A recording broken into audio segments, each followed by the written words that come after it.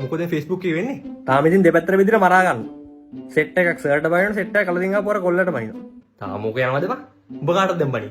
නෑ මම කාටවත් බනින්නේ නෑනේ. ඔබ දන්නවනේ. ඒමකෝ? මේකනේ කේස් එක. ඔය බං කාලෙන් කාලට අමුතු රැලි හැදෙන Facebook එකේ හරි.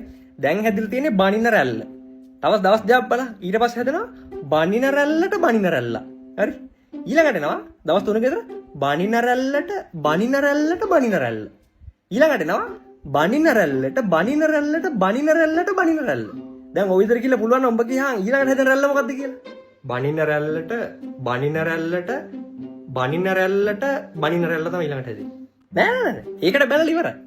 ඊළඟට හැදෙන්නේ බනින රැල්ලට බනින රැල්ලට බනින රැල්ලට බනින රැල්ලට බනින රැල්ල තමයි ඊළඟට හැදෙන්නේ. එතකොට බනින රැල්ලට බනින රැල්ලට බනින රැල්ලට බැන්නේ කවුද? ඔබ පටලවන්න එපා පිළිවෙලටනේ ආවේ. බනින රැල්ලට බනින රැල්ලට බනින රැල්ලට බැන්නේ බනින රැල්ලට බනින රැල්ලට බනින රැල්ලට බනින උන් තමයි බැන්නේ. නෑ පැටලනවා. බනින රැල්ලට බනින රැල්ලට බනින රැල්ලට බනින රැල්ලට කවුරුවත් බැන්නේ නෑ. ඉතින් ඒකට බනින්න නැතුව කොහොමද බං?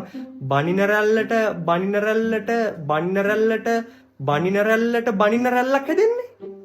පැටලව මෙතන නෑ බනින රැල්ලට බනින රැල්ලට බනින රැල්ලට බනින රැල්ලට බැන්නේ බනින රැල්ලට බනින රැල්ලට බනින රැල්ලට බනින රැල්ලට බැනපු යමු.